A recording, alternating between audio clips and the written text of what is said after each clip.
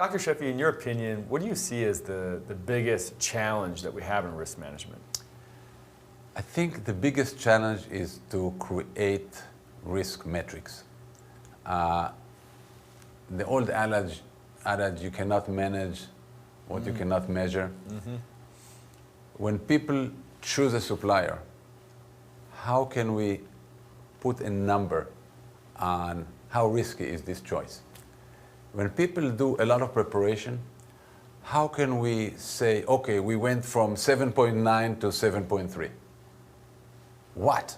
I mean, it's a very difficult question. There's no metrics. Everybody wants it, of course, because it will also justify investments in risk mitigation, investment in resilience, but there's no cost-benefit analysis because there's no metric. You cannot say, I reduced the company exposure by 52%. Based on what? I mean, so it still remains an area where gut feel and opinion are playing major role. The field is moving forward. We are advancing, and companies now, there's some formal analysis at some companies. I know that companies like Cisco, companies like Intel, companies who really think a lot about risk management. When they choose a supplier, they go to a whole structured process of deciding what's the risk of choosing this supplier. Should we think about a dual source? Maybe we should think about the big forward buy of parts. And they think about also other risks which we didn't think about, change in technology. You have sometimes, automotive companies are facing this all the time because they don't drive the technology of chips. Phone companies, computer companies drive the technology. So they use some chip in their navigation system or engine controller. The company doesn't make them anymore after a while because the automotive, the stuff that goes into engine controller does not drive chip technology. Chip technology is driven by Apple, by by Intel, by Cisco. These are the companies that drive chip technology. So they can run out. That's interesting. So you have to think about, okay, I'm going to this company and lots of things to think about. So many of these companies, especially I would say the high technology companies, are very cognizant of it.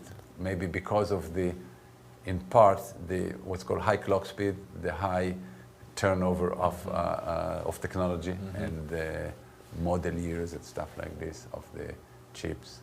So within this risk management, metrics is like metrics everybody to me wants it. Is the holy grail. And if you don't promise something, then the board wants it, the executives want it, and you got to do something. So you put some numbers up there, but you're really like exactly. You put I didn't say that people don't provide metrics. I said that the metrics don't mean much and very hard to defend. How do you see the role of the risk manager or the business continuity manager evolving? What do you in the future? The main challenge of the chief risk manager, chief business continuity, whatever you want to, disruption recovery, is to eliminate his or her own job. The idea is to infuse the entire organization with the right culture and the right preparation, always thinking about what can go wrong and what do I do about it ahead of time? How do I prepare options for the first responders, so to speak, for the crisis management team so they can do something? So it's not to be the keeper of the goods.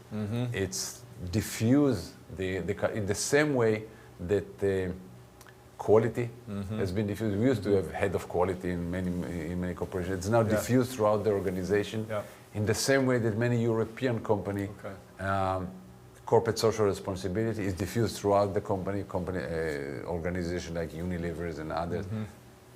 It's really diffused throughout the head of supply chain or the head of procurement is responsible also for corporate social responsibility. It's not a separate role. Sure. The whole organization.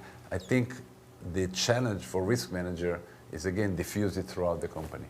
That's great. Yeah, because quality doesn't sit with one person, it sits with everybody. Reputation sits with everybody. Reputation sits with everybody. That's great. Thank you very much.